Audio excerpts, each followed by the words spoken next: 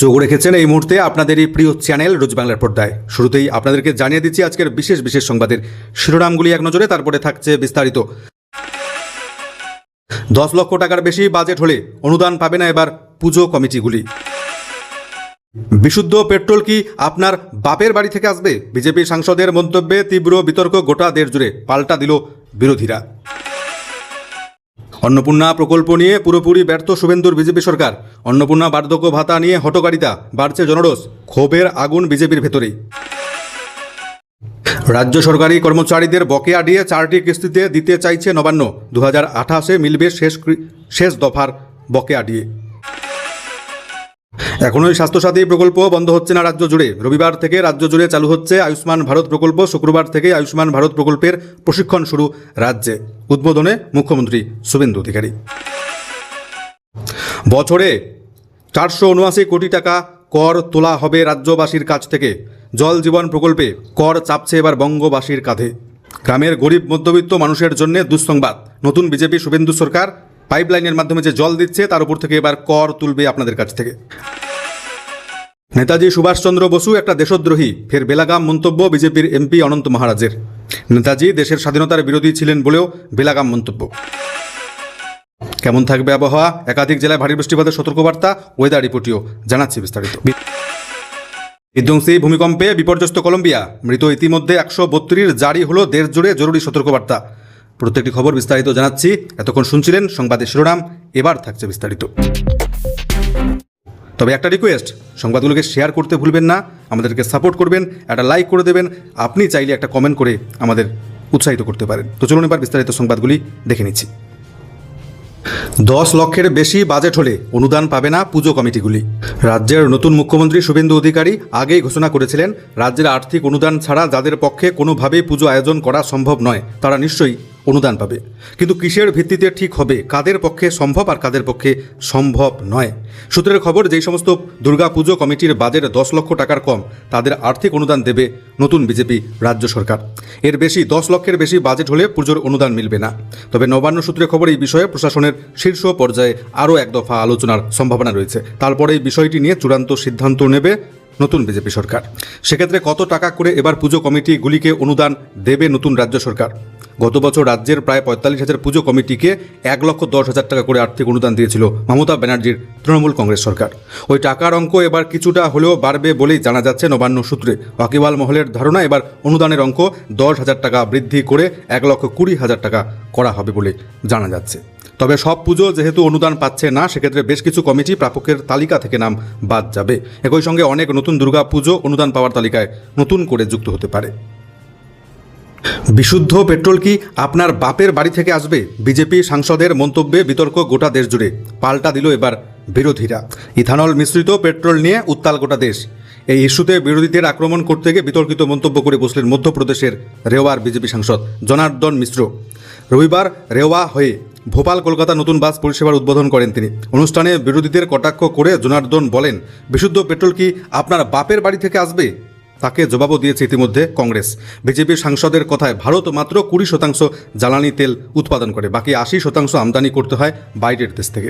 বর্তমান Iran America সংঘাতের জেরে হরমুজ প্রণালী দিয়ে তেলের জাহাজ চলাচল ব্যাহত হচ্ছে। তার জেরে প্রায় 18,000 কিলোমিটার পথ ঘুরে ভারতে তেল আসছে। তিনি আরও বলেন, প্রধানমন্ত্রী নরেন্দ্র মোদী পেট্রোলে 20% ইথানল মেশানোর কথা বলার পর থেকে দেশ জুড়ে প্রতিবাদ শুরু হয়েছে। কিন্তু আমার প্রশ্ন, দেশে যদি বিশুদ্ধ পেট্রোল না থাকে তাহলে আসবে কোথা থেকে? জনার্দনের ওই মন্তব্যের পরপরই তীব্র প্রতিক্রিয়া দিয়েছে কংগ্রেস। দলের সোশ্যাল মিডিয়ায় লেখা হয়েছে, জনসমক্ষে বিজেপি সাংসদ তার পারিবারিক শিক্ষা তুলে ধরেছেন এবং জনগণকে অপমান করেছেন। অন্নপূর্ণা ভাণ্ডার নিয়ে পুরোপুরি ব্যর্থ শুভেন্দুর নতুন বিজেপি সরকার। বার্ধক্য ভাতা নিয়েও হটকারিতা, বাড়ছে জনরোষ, ক্ষোভ বিজেপির মধ্যেও। হ্যাঁ গো, এবার দেবে না, তাহলে কি এ মাস থেকে টাকাটা বন্ধই হয়ে গেল? অন্নপূর্ণা যোজনা হোক কিংবা বিধবা ভাতা, বার্ধক্য ভাতা, একগুচ্ছ সরকারি প্রকল্পের অর্থ মাসের নির্দিষ্ট দিনে প্রাপকদের কাছে পৌঁছে দিতে পারছে না নতুন শুভেন্দুর বিজেপি সরকার, এমনটাই অভিযোগ। রাজ্যে পালাবদলের পর সবে 3 মাস অতিক্রান্ত। এত অল্প সময়ে নবগঠিত রাজ্য সরকারের বিরুদ্ধে সাধারণ মানুষের আঙুল সাধারণত ওঠে না, কিন্তু বিভিন্ন সামাজিক প্রকল্প নিয়ে শুভেন্দু অধিকারীর সরকারের হঠকারিতায় সেই স্বাভাবিক পরিস্থিতি আর নেই পশ্চিমবঙ্গ রাজ্যে। বরং বিজেপির নেতৃত্বকেই বাংলা জুড়ে কোটি কোটি মানুষের অপ্রিয় প্রশ্নের মুখে পড়তে হচ্ছে মাত্র 3 মাসের বিজেপি সরকারের মধ্যেই। টাকা কবে ঢুকবে অ্যাকাউন্টে, সামান্য এই প্রশ্নের কৈফিয়ত দিতে গিয়ে প্রাণ ওস্তাগত শাসক দলের নেতাকর্মীদের। সদুত্তর না মেলায় আমজনতা হাতের সামনে পাওয়া পদ্ম নেতাদেরকে এবার টার্গেট করতে শুরু করেছে। কাকদ্বীপ থেকে উত্তরবঙ্গের কোচবিহার সর্বত্র স্থানীয় বিজেপি নেতারা জনতার কাছে এখন ভিলেন। অন্তত তেমনটাই অভিযোগ জমা পড়েছে পার্টির শীর্ষ স্তরে। বহু বিজেপি কর্মী সমর্থক বাড়ি থেকে বেরোচ্ছেন না কিংবা ফোন বন্ধ করে রাখছেন। পরিস্থিতি এমন পর্যায়ে পৌঁছেছে যে সম্প্রতি কেন্দ্রীয় পর্যবেক্ষক সুনীল বনসল তা নিয়ে উচ্চ পর্যায়ের বৈঠক ডেকেছিলেন বলেই জানা যাচ্ছে। সেই বৈঠকেই বিভিন্ন জেলা থেকে আগত প্রতিনিধিরা রাজ্যের আর্থিক অনুদানের প্রকল্পগুলি নিয়ে খামখেয়ালিপনার ক্ষোভ উগড়ে দিয়েছেন। 3 মাসের এই সরকার ক্রমেই জনপ্রিয়তা হারাচ্ছে বলে বাসে ট্রামে ইতিমধ্যে চর্চা তুঙ্গে। সাধারণ মানুষ নিজের এলাকার বিজেপি নেতাদের সরাসরি কিংবা ফোনে সরকারি প্রকল্পের টাকা কবে মিলবে তা নিয়ে কার্যত জেরা শুরু করেছে। বিষয়টি স্বীকার করে নিয়েছেন বঙ্গ বিজেপির কোর কমিটির এক সদস্য। তার কথায় সরকার গঠনের পর 6 এবং 10 জুন 2 দফায় রাজ্য জুড়ে বিধবা বার্ধক্য ভাতার টাকা ঢুকেছিল। পরের মাসে তা মেলে 24 জুলাই। আর চলতি অগস্ট মাসে এখনও সেই টাকা প্রাপকদের অ্যাকাউন্টে পাঠাতে পারেনি শুভেন্দুর বিজেপি সরকার। একই চিত্র অন্নপূর্ণা যোজনায়। সরকারি অনুদান প্রাপ্তির দিকে তাকিয়ে থাকেন অসংখ্য গরিব মধ্যবিত্ত মানুষ। এক্ষেত্রে মাসের নির্দিষ্ট দিনে তা না পেলে অসন্তোষ বাড়বেই, এটাই স্বাভাবিক। কোর কমিটির ওই সদস্যরা জানিয়েছেন, ভোটের আগে বিধবা বার্ধক্য ভাতা 1000 টাকা থেকে বাড়িয়ে 1500 টাকা করা হবে বলে প্রতিশ্রুতি দেওয়া হয়েছিল, কিন্তু বাস্তবে 1000 টাকাই দেওয়া হচ্ছে আপাতত। দলীয় সূত্রে জানা যাচ্ছে, সাম্প্রতিক বৈঠকে ওই জ্বলন্ত সমস্যাগুলি মুখ্যমন্ত্রীর কাছে সবিস্তারে জানানোর নির্দেশ দিয়েছেন সুনীল বনসল। পার্টির তরফে কয়েকজনকে এই বিষয়ে সুনির্দিষ্ট দায়িত্ব দেওয়া হয়েছে। সরকারের অবশ্য এখনও বক্তব্য, অনেক প্রকল্পে অযোগ্য সুবিধাভোগীরা নাকি ঢুকে রয়েছে। ধারাই বাছাই করে তাদের বাদ দিয়ে স্বচ্ছ তালিকা তৈরি করতে সময় লাগছে। কিন্তু তা করতে গিয়ে তো দলের বহু নেতাকর্মী পার্টি ছেড়ে দিতে চাইছে। এই পরিস্থিতিতে শুভেন্দু সরকারকে সতর্ক করছেন বিজেপির একাধিক নেতাকর্মী। রাজ্য সরকারি কর্মচারীদের বকেয়া ডিএ মিলবে 4টি কিস্তিতে। 4টি কিস্তিতে বকেয়া ডিএ দিতে চাইছে নবান্ন। 2028-এ শেষ দফা দেওয়া হবে। রাজ্য সরকার চাইছে পঞ্চম বেতন কমিশনের বকেয়া ডিএর 2008 থেকে 2015 সালের অংশটা 4টি কিস্তিতে ওই সময়ের মধ্যে কর্মীদের দিতে। 2026 সালে একটি, 2027 সালে 2টি, 2028 সালের জানুয়ারিতে শেষ কিস্তি দিতে চাইছে রাজ্য সরকার। সরকারি কর্মীদের 2016 থেকে 2019 পর্যন্ত সময়ের বকেয়া ইতিমধ্যে পিএফ তহবিলে এবং স্যালারি অ্যাকাউন্টে জমা পড়েছে। বকেয়া ডিএ নিয়ে সুপ্রিম কোর্টের নির্দেশে গঠিত অবসরপ্রাপ্ত বিচারপতি ইন্দু মালহোত্রার নেতৃত্বে গঠিত কমিটির কাছে রাজ্যের এই প্রস্তাব জমা পড়েছে বলেই জানা যাচ্ছে। মালহোত্রা কমিটি রাজ্য সরকারকে বলেছে প্রথম কিস্তির টাকা 3 সেপ্টেম্বরের মধ্যে দেওয়া হোক। তবে যে সমস্ত কর্মীর সার্ভিস বুক আপডেট স্ক্যান হয়েছে তারাই এই টাকা পাবেন। রাজ্য সরকার অবশ্য পেনশনভোগীদের 2008 থেকে 2019 সময়ের মধ্যে বকেয়া দিয়ে মিটিয়ে দেওয়ার কথা কমিটিকে জানিয়েছে। যে সমস্ত পেনশনভোগীর ব্যাঙ্ক অ্যাকাউন্ট কলকাতা পুরসভা এলাকায়, তাদের বকেয়া এখনও না দেওয়ার বিষয়টি উল্লেখ সহ এই সমস্যা মেটাতে কী ব্যবস্থা নেওয়া হয়েছে রাজ্য সরকার জানিয়েছে। উল্লেখ্য, যেই সমস্ত পেনশনভোগীর ব্যাঙ্ক অ্যাকাউন্ট কলকাতার বাইরে, বকেয়া ডিএর পুরো টাকা 2 কিস্তিতে তারা ইতিমধ্যে পেয়ে গিয়েছেন। অপরদিকে সোমবার নবান্নে বসেছিল 7ম বেতন কমিশনের প্রথম বৈঠক। প্রাথমিক পর্যালোচনা ছাড়াও নয়া বেতন কমিশন সংক্রান্ত একটি পোর্টাল খোলা হচ্ছে। সেখানে বিস্তারিত তথ্য দেখতে পাবেন সরকারি কর্মচারীরা। এখনই বন্ধ হচ্ছে না মমতা ব্যানার্জির চালু করা স্বাস্থ্যসাথী প্রকল্প। রবিবার থেকে রাজ্য জুড়ে চালু হচ্ছে আয়ুষ্মান ভারত প্রকল্প। শুক্রবার থেকে শুরু হচ্ছে প্রশিক্ষণ। রাজ্য সরকারের তরফে জানানো হলো, আগামী 16 আগস্ট রবিবার নেতাজি ইন্ডোর স্টেডিয়ামে আনুষ্ঠানিকভাবে আয়ুষ্মান ভারত প্রকল্পের সূচনা হচ্ছে পশ্চিমবঙ্গে। অনুষ্ঠানে উপস্থিত থাকছেন মুখ্যমন্ত্রী শুভেন্দু অধিকারী। তার আগে সোমবার রাজ্যের বেসরকারি হাসপাতালের কর্তাদের সঙ্গে বৈঠক করেন তিনি। সূত্রের খবর, ওই বৈঠকে আয়ুষ্মান ভারত নিয়ে বার্তা দেওয়া হয়েছে। আগামী শুক্রবার ওই আয়ুষ্মান ভারত প্রকল্প নিয়ে প্রশিক্ষণ শুরু হচ্ছে রাজ্যে আয়ুষ্মান ভারত চালু হওয়ার সঙ্গে সঙ্গে গোটা রাজ্য জুড়ে সর্বত্র এই প্রকল্পের সুবিধা নাও পাওয়া যেতে পারে। সূত্রের খবর, প্রাথমিকভাবে নানা কারণে আয়ুষ্মান ভারতের পরিষেবা নিয়ে কিছু সমস্যা দেখা দিতে পারে, হতে পারে যান্ত্রিক ত্রুটির মতো সমস্যা। তবে দ্রুত সেই সমস্যা মিটিয়ে পরিষেবা মসৃণ করবার চেষ্টা করা হবে। সোমবারের বৈঠকে শুভেন্দু অধিকারীর বার্তা, এখনই স্বাস্থ্যসাথী প্রকল্প বন্ধ হচ্ছে না রাজ্যে। তৃণমূল সরকারের আমলে শুরু হওয়া ওই স্বাস্থ্য পরিষেবার আওতায় যারা চিকিৎসা পেতেন, আয়ুষ্মান ভারত প্রকল্পে পুরোপুরি চালু না হওয়া পর্যন্ত স্বাস্থ্যসাথী প্রকল্প রাজ্য জুড়ে চালু থাকবে বলে এদিন জানিয়েছেন মুখ্যমন্ত্রী শুভেন্দু অধিকারী। বছরে 479 কোটি টাকা তুলবে সরকার। জল জীবন প্রকল্পে কর চাপছে এবার বঙ্গবাসীর কাঁধে। বাড়িতে বাড়িতে পৌঁছে যাচ্ছে পাইপলাইনে জল। তবে তার জন্যে গুনতে হচ্ছে এবার গাটের কড়ি বেঁধে দেওয়া হচ্ছে জল খরচের পরিমাণ। জনপ্রতি প্রত্যেকদিন 55 লিটার। মোদী সরকারের জল জীবন মিশন 2 প্রকল্পে সেই রকমই পরিকল্পনা কেন্দ্রীয় সরকারের। আর ওই পরিকল্পনা মতো পশ্চিমবঙ্গের পরিসংখ্যানে বছরে নাগরিকদের থেকে সরকার তুলবে প্রায় 479 কোটি টাকা। কেন এই খরচ? বাড়ি বাড়ি জল পৌঁছে দেওয়ার খরচ তো বহন করবে কেন্দ্র এবং রাজ্য সরকার আধাআধি, কিন্তু সেই নলের জল ব্যবহার করলে দিতে হবে মেনটেনেন্স খরচ পরিবার পিছু মাসে 40 থেকে 80 টাকা। এমনটাই প্রস্তাব এবার কেন্দ্রের মোদী সরকারের। গ্রামে গ্রামে নলবাহিত বিশুদ্ধ জল সরবরাহের লক্ষ্যে 2019 সালের 15ই আগস্ট নরেন্দ্র মোদী সরকার ঘোষণা করেছিল জল জীবন মিশন প্রকল্প। টার্গেট ছিল 2024 সালের মধ্যে গ্রামের প্রত্যেক বাড়িতে পৌঁছে যাবে জল। স্লোগানও দিয়েছিল নরেন্দ্র মোদী হর ঘর জল। কিন্তু টার্গেট পূরণ করতে পারেননি, তাই জল জীবন মিশন 2 নামে নতুন লক্ষ্যমাত্রা 2028 সাল।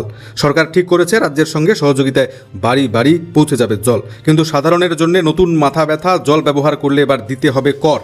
সরাসরি জল কর না বলেও আদতে দাঁড়াচ্ছে সেই পর্যায়ে। মন্ত্রক বলছে পাইপলাইনের রক্ষণাবেক্ষণের জন্য ওই টাকা এবার তোলা হবে রাজ্যবাসীর কাছ থেকে। পঞ্চায়েত বা village water and sanitation committee নামে তৈরি হবে বিশেষ কমিটি।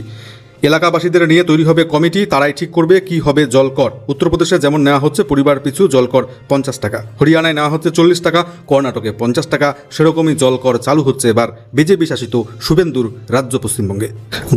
গত 5ই আগস্ট পশ্চিমবঙ্গের জনপ্রতিনিধিদের নিয়ে বৈঠকে বসেছিলেন কেন্দ্রীয় মন্ত্রী CR পাতিল। সেখানে বিষয়টি উঠে এসেছে।